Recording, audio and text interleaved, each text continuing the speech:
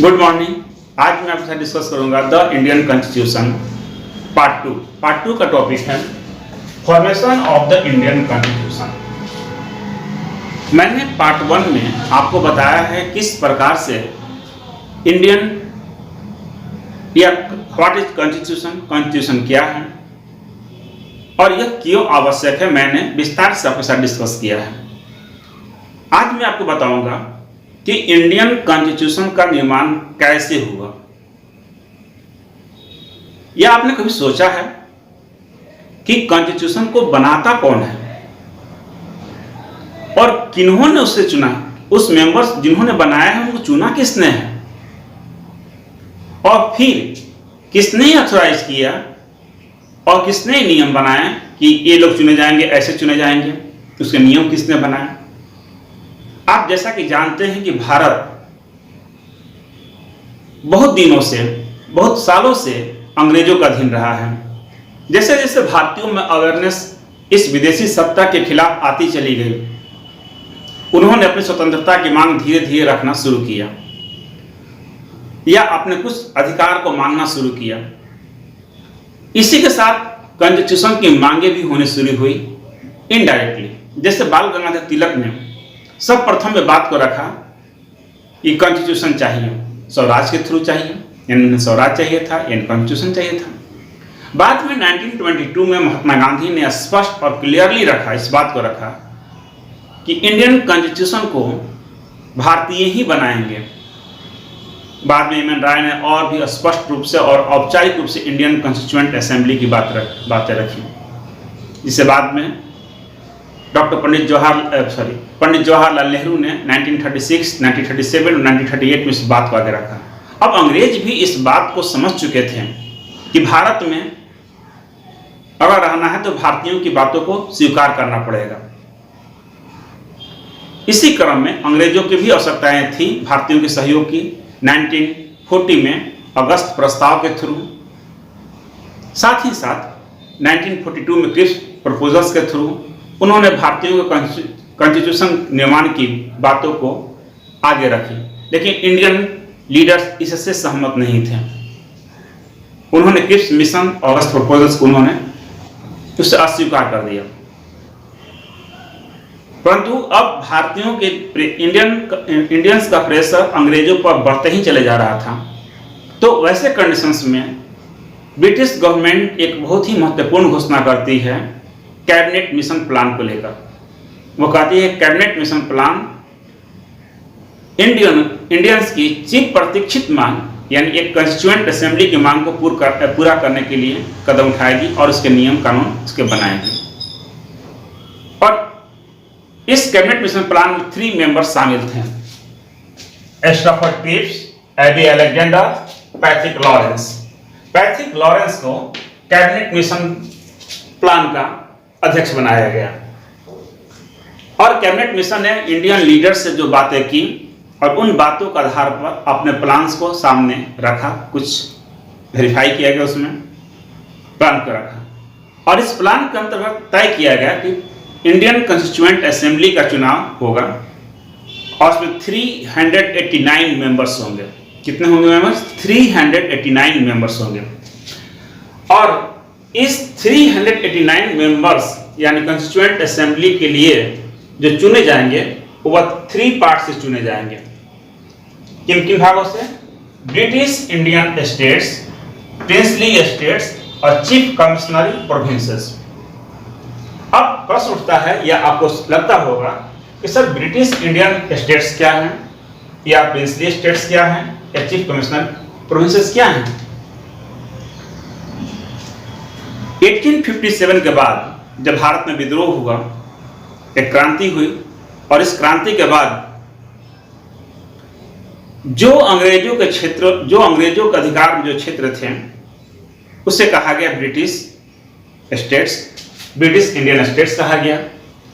और 1857 के बाद अंग्रेजों ने इस बात को एक्सेप्ट किया था कि अगर प्रिंसली स्टेट्स नहीं होते हैं तो अंग्रेज तो कब के यहाँ से खत्म हो चुके होते हैं, ये उड़ गए होते हैं यहाँ से।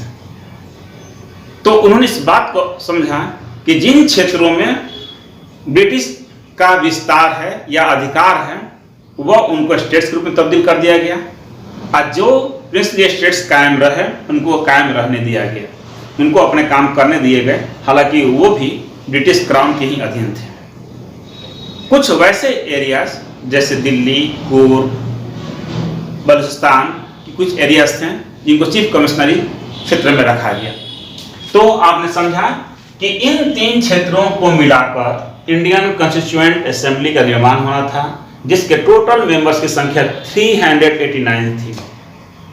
और चुनाव होता है और चुनाव के बाद इसकी फर्स्ट मीटिंग 9 दिसंबर 1946 को बुलाया जाता है, जिसमें सज्जानंद सिन्हा इसके अध्यक्ष बनाए जाते हैं, अस्थायी अध्यक्ष बनाए जाते हैं।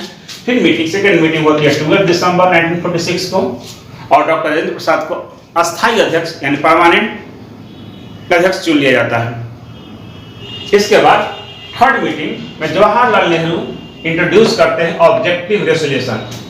अब ऑब्जेक्टिव रेजोल्यूशन क्या है? एक्चुअली में जवाहरलाल नेहरू ने जब ऑब्जेक्टिव रेजोल्यूशन को प्रस्तुत किया तो उसका मूल उद्देश्य था कि इंडिया एक सॉवरेन कंट्री होगा, भारत के पास एक रिटेन कॉन्स्टिट्यूशन होगा और भारत यूनियन ऑफ स्टेट्स होगा। आ रहा आपको समझ में? भारत एक यूनियन ऑफ स्टेट्स होगा। बहुत सारे उद्देश्य प्रस्ताव में और बहुत सारे मांगों को बातों को रखा। तो इस प्रकार से कॉन्स्टिट्यूएंट असेंबली अपना काम करना शुरू कर दी। लेकिन इस कॉन्स्टिट्यूएंट असेंबली में मुस्लिम लीग का रवैया सही नहीं था। उसने जानबूझकर अड़ंगे लगाते रहे कॉन्स्टिट्यूएंट असेंबली में, और इंडियन लीडर्स को भी समझ में आ गया कि मुस्लिम लीग के अड़ंगे की नीति के कारण या जानबूझकर अवरोध पैदा करने के कारण कॉन्स्टिट्यूशन का निर्माण नहीं हो सकता है। तो इस और अंततः माउंटबेटन प्लान के तहत भारत और पाकिस्तान 2 भागों में बंटवारा कर दिया जाता है। क्लियर है? 2 भागों में, यानी इंडिया और पाकिस्तान 2 भागों में बंटवारा हो। इसी के साथ इस कॉन्स्टिट्यूएंट असेंबली का भी बंटवारा हो गया। जो 389 मेंबर्स थे, अब इंडियन कॉन्स्टिट्यूएंट असेंबली में 299 मेंबर्स रह गए।